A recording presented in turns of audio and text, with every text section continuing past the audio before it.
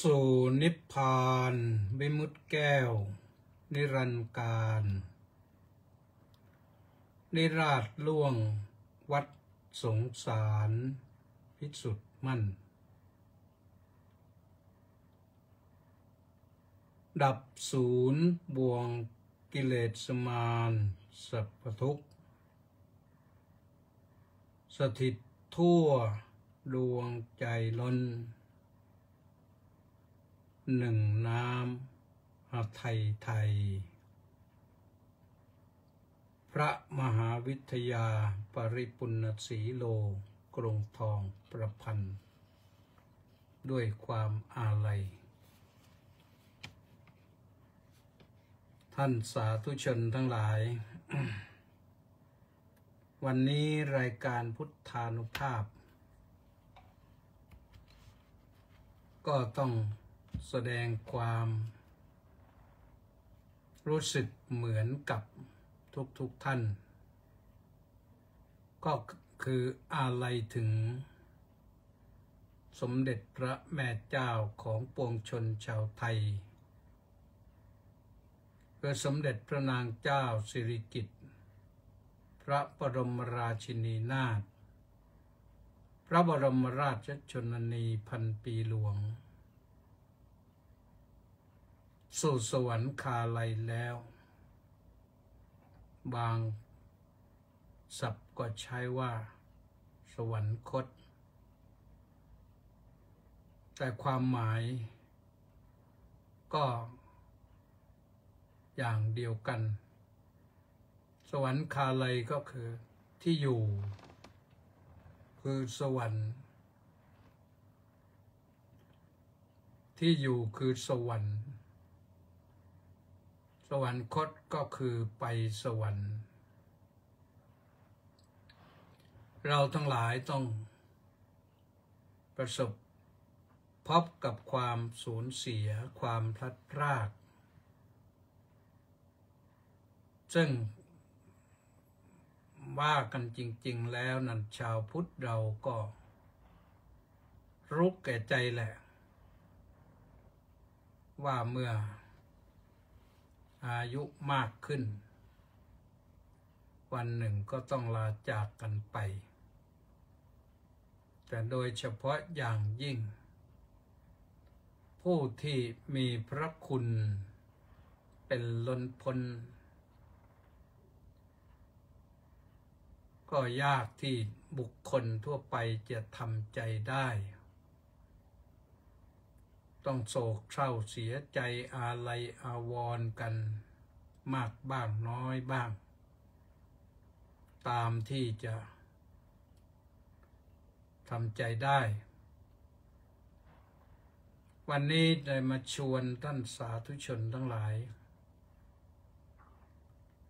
ให้มันน้อมรำลึกนึกถึงพระมหากรุณาธิคุณที่เรารู้กันว่าเป็นล้นพ้น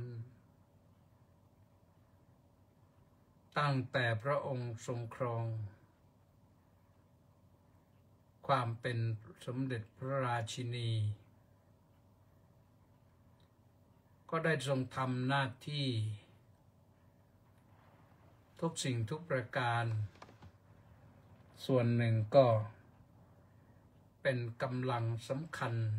ให้พระบาทสมเด็จพระเจ้าอยู่หัวที่จะต้องฝ่าฟันปัญหาอุปสรรคเสด็จไปเยี่ยมเยือนพระสกนิกรภาคเหนือภาคอีสานภาคใต้ภาคกลางไม่ใช่เยี่ยมธรรมดาไปเยี่ยมแล้วก็ไปให้ความรู้ให้แนวคิดทิศทาง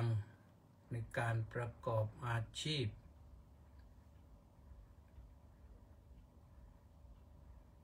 เป็นแนวพระราชดำริ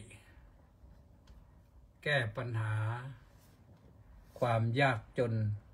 ของพระสงฆ์นิกรทั่วทุกหัวระแหง แล้วสมเด็จพระนางเจ้าพระองค์นั้นก็เสด็จตามไปก็เรียกว่าไม่ห่างเสด็จภาคเหนือก็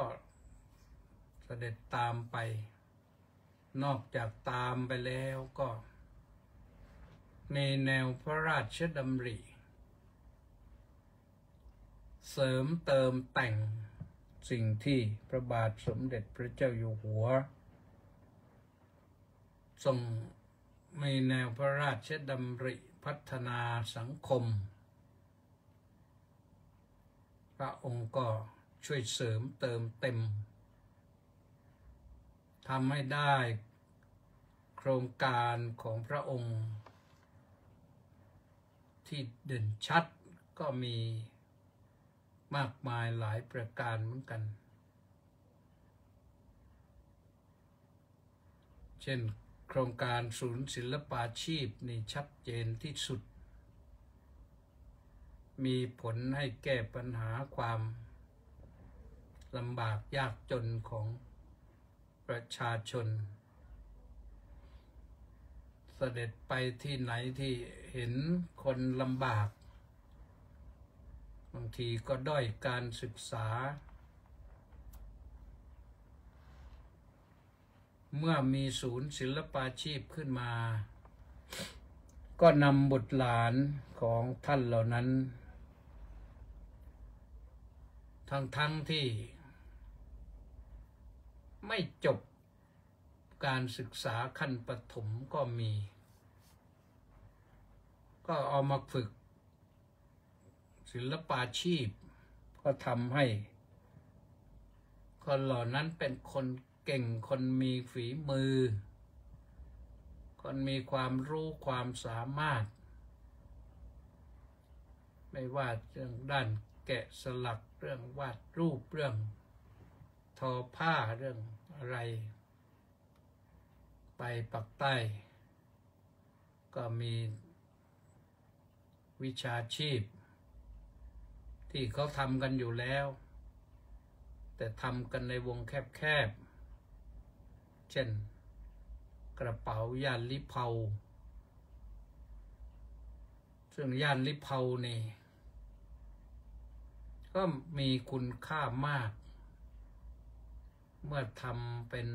ศิลปกรรมฝีมือดีจนกระทั่งว่าทำเป็นกระเป๋าเป็นอะไรชาวโลกมาเห็นเขาก็ตื่นตันใจดีใจแล้วก็สนับสนุนนี่คือเรื่องของพระมหากรุณาธิคุณซึ่งเรียกว่าเป็นล้นพ้นทีเดียวนะทรงเป็นกันเองกับพระสงฆ์นิกรเสด็จไปไหนก็มีแต่คนต้อนรับก็ทักทายเจรจาปราศัยถามสารทุกข์สุขดิบให้ความเป็นกันเองทรงให้ความเป็นกันเองอย่างมากล้นพ้นคณนาไปภาคอีสานการทอผ้าไหมทอแล้วก็ใช้กันในหมู่บ้านราคาก็ไม่มีแต่พระองค์ก็ช่วยส่งเสริมแล้วก็มีเทคนิควิธีการแนะนำให้พัฒนาจนกระทั่งว่าผ้าไหมทางอีสานก็เป็นสิ่งที่เป็นอะไรงานฝีมือที่อยู่ในระดับโลกชาวโลกต้องการนี่คือเรื่องของพระมหากรุณาธิคุณนอกจากนั้นพระองค์ยังเสด็จไปถึงยามที่ในหลวงเสด็จ ในหลวงพระบรมชนกาธิเบศรนะเสด็จไปถึงเขตอันตรายปัตตานียะลานราธิวาสไม่รู้ว่าเขาจะรักจะให้ความไว้วางใจอย่างไรแต่พระองค์ก็เสด็จไปเพราะมุ่งไปดีเมื่อในหลวงเสด็จไปพระองค์ก็เสด็จไปตามไปด้วยก็เรียกว่าด้วยความดีมีพระมหากรุณาธิคุณพระองค์ก็ได้รับความความไว้วางใจจากประชาชนทุกหมู่เหล่าไม่คิดร้ายพระราชกรณียกิจมีมากมายนะโดยเฉพาะอย่างยิ่งพระราชกรณียกิจที่ดูแลสารทุกข์สุขดิบของประชาชนช่วยหางานให้ทำคือศูนย์ศิลปาชีพนี่คือการหางานให้ทำถ้ายังทำไม่เป็นก็ฝึกงานก่อให้เกิดประโยชน์ทำให้ประสบนิกรปวงชนชาวไทยที่ทุกข์ยากลำบากเพราะยากจนเพราะไม่มีทางไปได้เห็นทางล่องที่จะไปได้คนที่ได้รับพัฒนาการฝีมือแล้วก็สามารถที่จะช่วยตัวเองได้แล้วก็ช่วยเหลือครอบครัวได้ด้วยนี่คือเรื่องที่ทรงทำให้กับประสบนิกรทุกหมู่เหล่าทุกภาค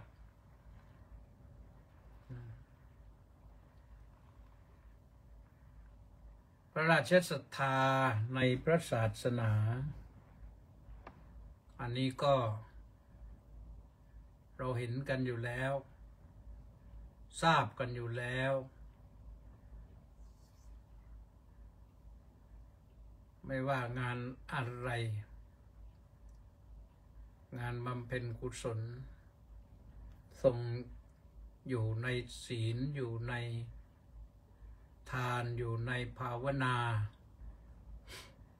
สดับพระธรรมเทศนาเป็นปกติงานเกี่ยวกับพระราชพิธีพระองค์ก็ไม่ขาดและยังเสด็จไปเยี่ยมไปเยือนพระมหาเถราจารย์หลวงปู่หลวงตาที่อยู่ในภูมิภาคต่างๆโดยเฉพาะอย่างยิ่งทางภาคอีสานที่มีพระอาจารย์ใหญ่หลายท่านพระองค์ก็เสด็จไปเยี่ยมและไปสดับพระธรรมเทศนาของหลวงปู่เหล่านั้นบางครั้งก็อาราธนามาเทศที่ในพระบรมมหาราชวังหรือในพระราชนิเวศเสด็จไปทางอีสานก็มีพระราชนิเวศอยู่ทางเหนือก็มีพระราชนิเวศอยู่พระองค์ไม่ได้ไปสร้างหรอกแต่ประชาชนสร้างและทูลเกล้าถวาย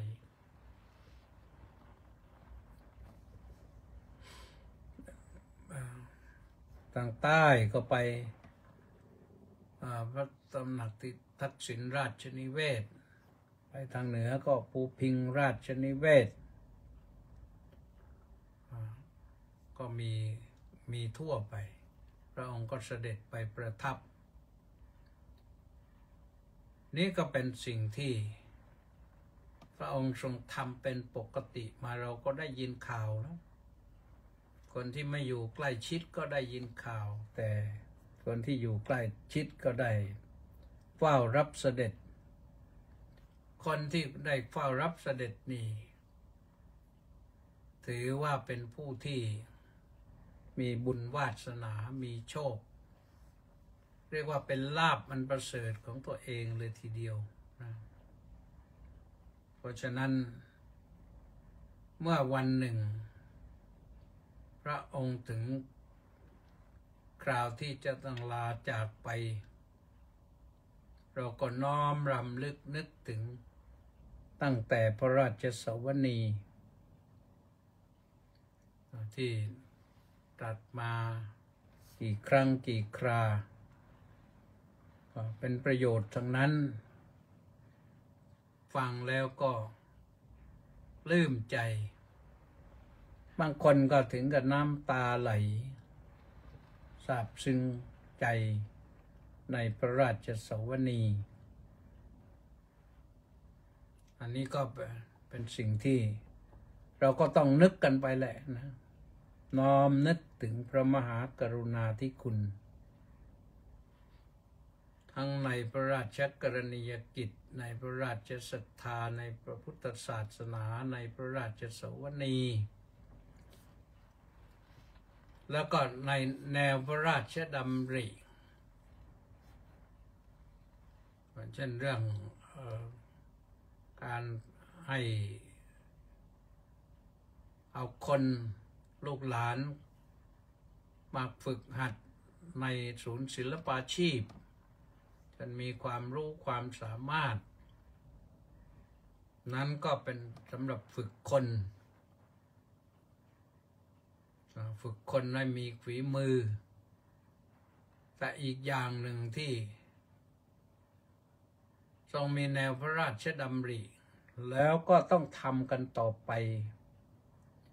ก็คือโครงการป่ารักน้ำโครงการป่ารักน้ำพระเจ้าอยู่หัวทรงพัฒนา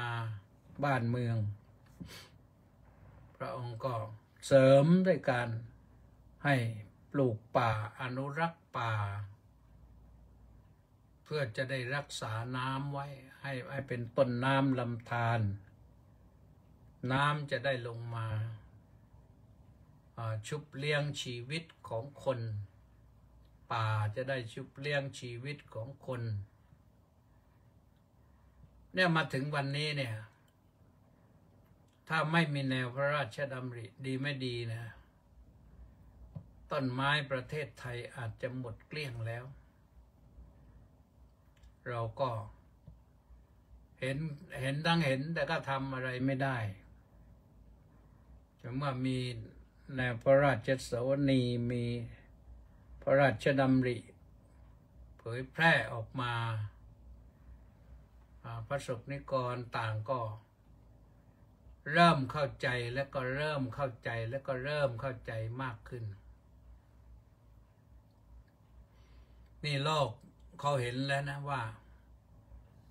ประเทศไทยนั้นได้ป่าไม้เพิ่มนะดูเหมือนว่าปีนี้องค์การอะไรล่ะที่เกี่ยวกับรักษาป่าของโลกเนี่ย30-40 ประเทศเนี่ยเขาจะมาประชุมที่ประเทศไทยแล้วก็มาดูตัวอย่างป่าที่เราฟื้นขึ้นมาว่าเป็นอย่างไรบ้างเขาจะได้เอาไปใช้ในบ้านเขาเพราะเขาประสบภาวะแห้งแล้งทำให้คนเกิดความทุกข์ยากพอดีก็เป็นเรื่องที่เห็นชัดปลูกป่านั้น5 ปี 10 ปีบางทีก็ยังไม่ค่อยเห็นแต่พอ20 ปี30 ปีนี่จะเห็นชัดว่าเมื่อมีป่ามากทุกอย่างมันก็ดีขึ้นนะโดยส่วนของพระองค์เจริญพระชนมพรรษามาถึง ปีที่93นะก็92เศษ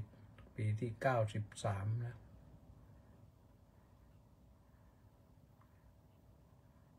ก็ทำให้เรา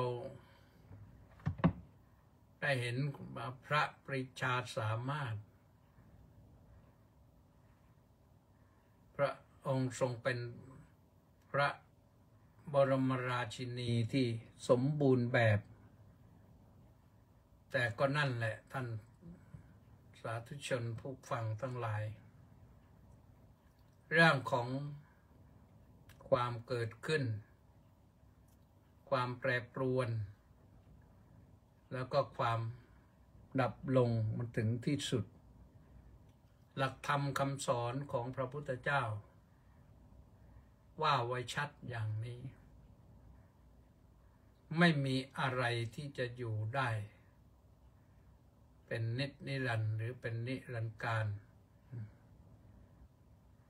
เรื่องของชราธรรมโมมหิเราทุกคนก็มีความชราความแก่เป็นธรรมดาล่วงพ้นความแก่ไปไม่ได้พยาธิธรรมโมมหิเราทุกคนนี่ก็มีความเจ็บป่วยเป็นธรรมดาป่วยเล็กป่วยใหญ่ป่วยมากป่วยน้อยล่วงพ้นไปไม่ได้ทุกคนต้องมีป่วยกายบ้างป่วยใจบ้างป่วยทั้งกายทั้งใจบ้างคนบางคนเนี่ย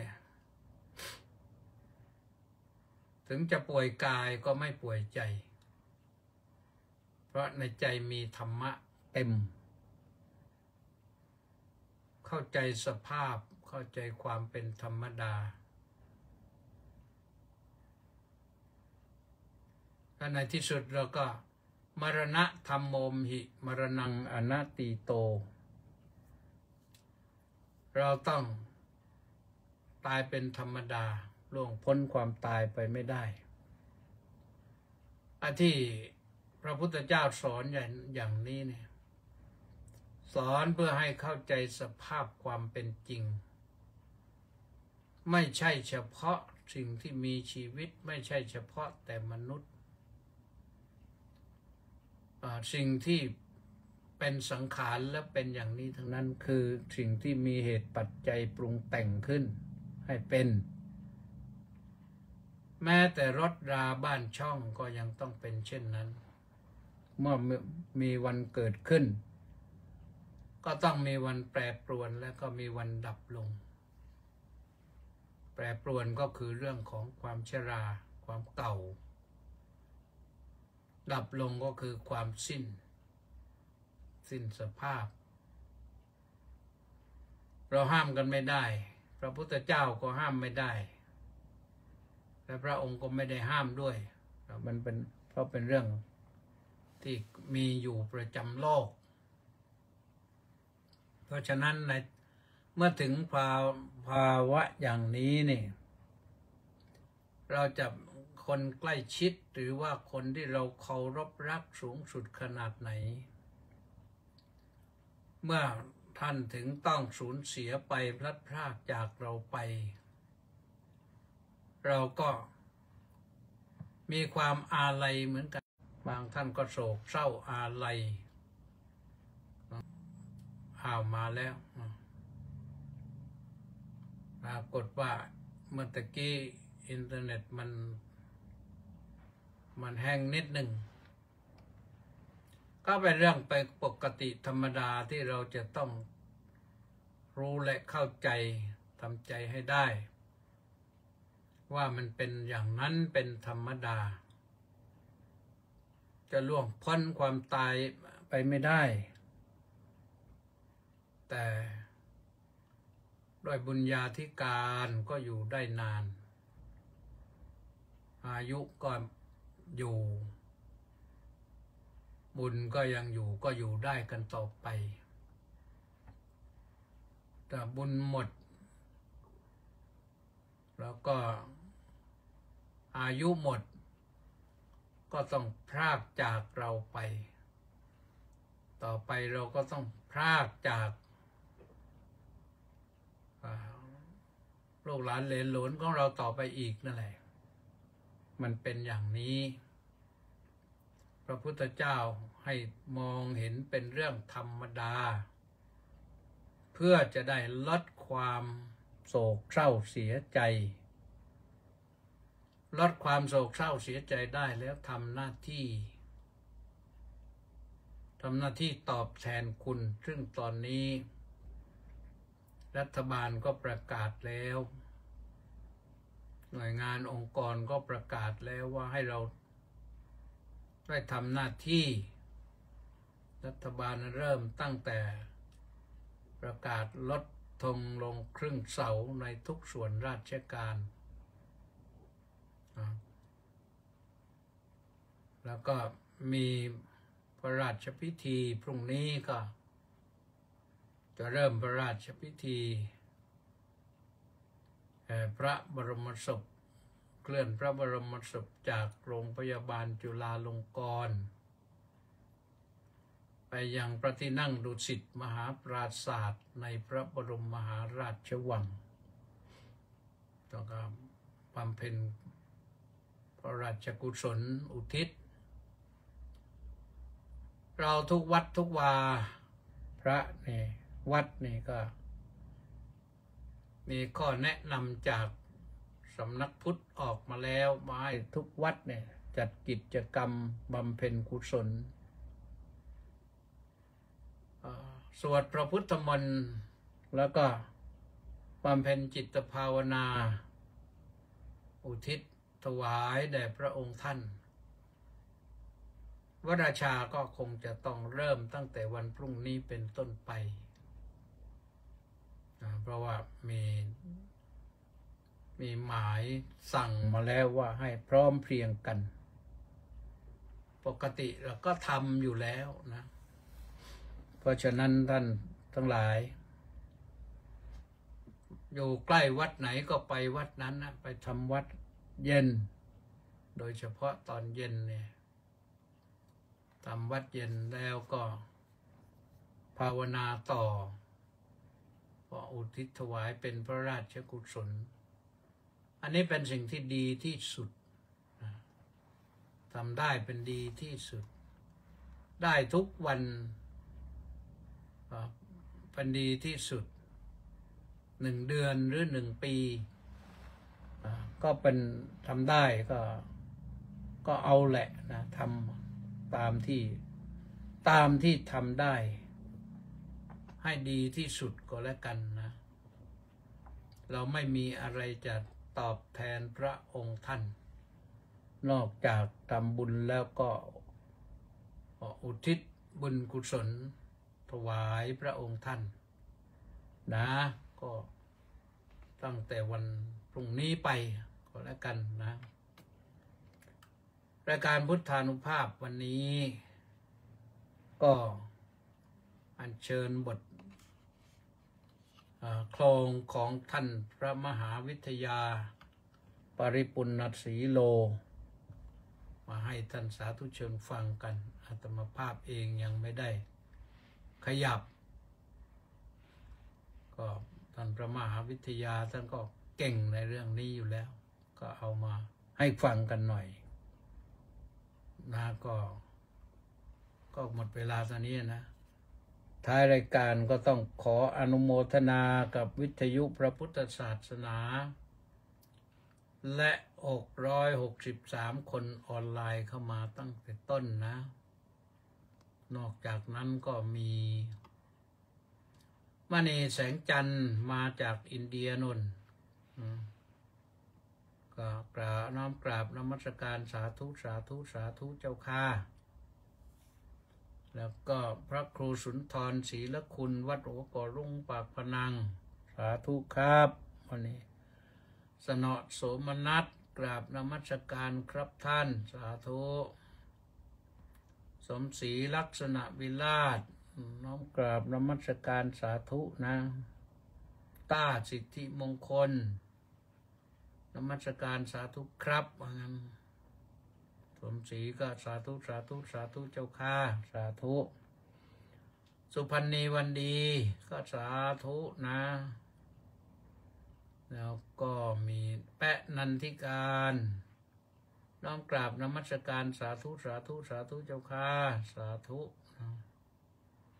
ทองใสราชโคตรน้อมกราบนมัสการหลวงพ่อเจ้าคุณขอรับสาธุสาธุสาธุสาธุเฉลิมพนัสโนไทยน้อมกราบถวายความเคารพอย่างสูงครับสาธุธนัสสอนคุ้มเจ้าหอสาธุสาธุสาธุสาธุเวรวิทย์ระฆังทองกราบนมัสการพระคุณเจ้าสาธุสาธุสาธุครบถ้วนเท่านี้นะลากันเท่านี้พรุ่งนี้ค่อยมาพบกันใหม่สวัสดี